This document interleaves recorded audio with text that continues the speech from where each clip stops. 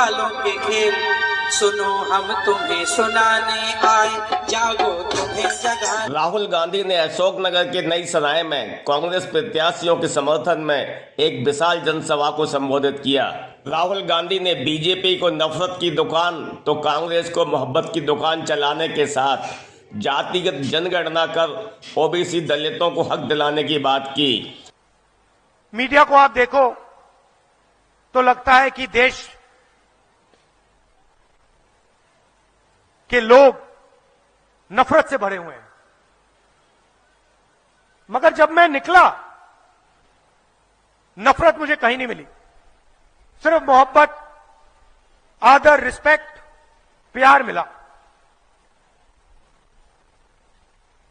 मैंने नारा दिया, नफरत के बाजार में मोहब्बत की दुकान खोल रहे हैं।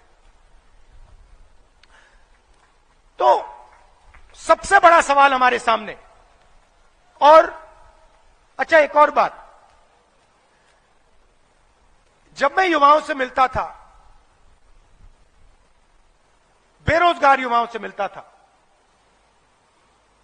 तो मैं उनसे सवाल पूछता था, भाई आपकी जात क्या है? पता नहीं आपने नरेंद्र मोदी का भाषण देखा या नहीं।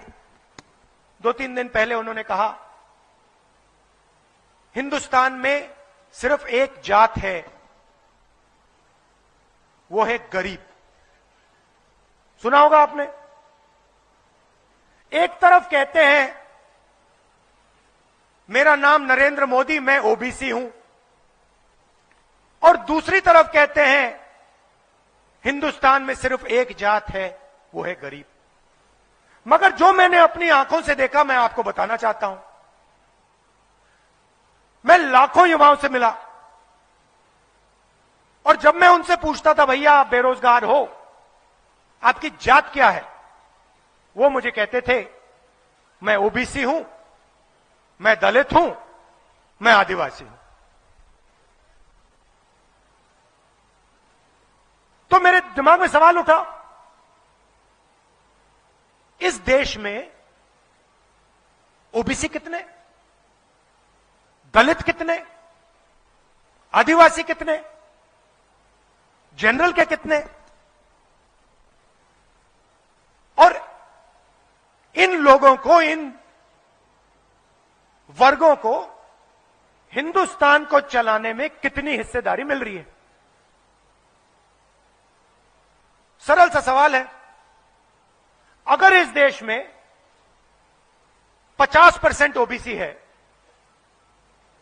तो सरकार को चलाने में 50% भागीदारी होनी चाहिए। सही है गलत?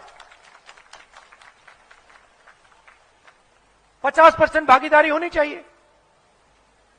अगर आदिवासी 14, 15, 16% है तो उनकी भागीदारी होनी चाहिए। और फिर मैंने थोड़ा पता लगाने की कोशिश की। यहां जो ओबीसी वर्ग के युवा हैं, आप सब ने एक दिन सपना देखा होगा, दलित आदिवासी भाइयों ने, बहनों ने सपना देखा होगा कि भाई मैं एक दिन आईएएस के लिए काम करना चाहता हूं। सपना देखा? देखा ना? ये देखो हाथ उठा रहे हैं। हर युवा कहता है मैं आईएएस के लिए काम करना चाहता हूं। क्यों? क्योंकि ये सब जानते हैं कि हिंदुस्तान की सरकार, मध्य प्रदेश की सरकार को आईएएस अफसर चलाते हैं।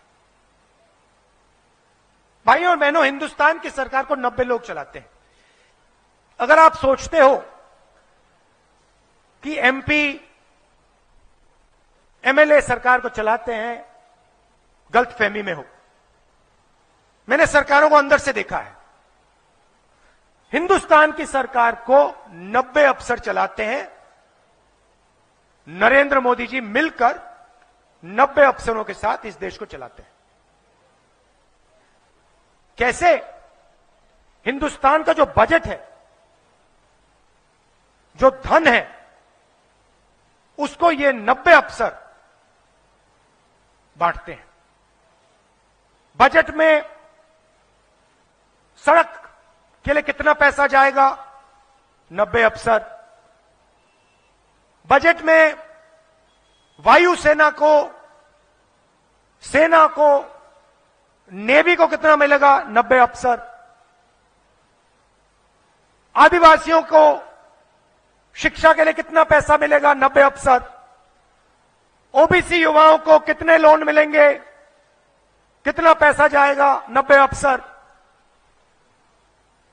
सारा का सारा बजट जो बढ़ता है, ये 90 अफसर इसको बांटते हैं।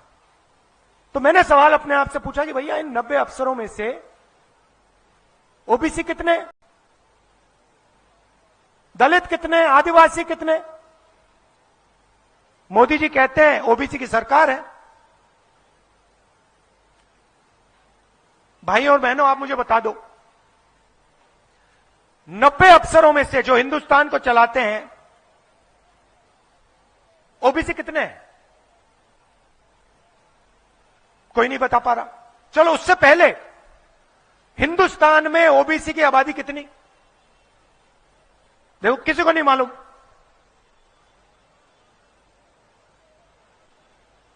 हिंदुस्तान में ओबीसी की आबादी कितनी, किसी को नहीं मालूम। हिंदुस्तान में 90 अफसर जो देश को चलाते हैं, उसमें ओबीसी कितने, किसी को नहीं मालूम। अच्छा भैया ये बता दो, हमारा जो बजट है लाखों करोड़ रुपए का, उसमें ओबीसी अफसर कितना निर्णय लेते हैं? कोई नहीं बता पा रहा। सन्नाटा है। मैं बताता हूं, 90 अफसर में से 3 अफसर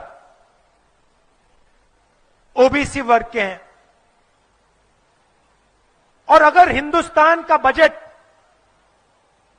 100 रुपए का हो, तो ओबीसी वर्ग के अफसर 5 रुपए का निर्णय लेते हैं। अब आप मुझे बताओ, अगर 90 में से 3 अफसर निर्णय ले रहे हैं और ओबीसी वर्ग सिर्फ बजट के 5% पर निर्णय ले रहा है, तो आप मुझे समझा दो कि ओबीसी वर्ग की शिक्षा के पैसे कहां से आएंगे, कैसे आएंगे, कब आएंगे? आप मुझे समझा दो ओबीसी वर्ग की प्रगति कैसे होगी? जो देश को चला रहे हैं उसमें आपका एक आदमी नहीं है। अच्छा, ओबीसी की बात की, आदिवासियों की बात करता हूं। अगर हिंदुस्तान के बजट में 100 रुपए खर्च होते हैं, तो 5 रुपए ओबीसी वर्ग के अफसर निर्णय लेते हैं। भाई और बहनों,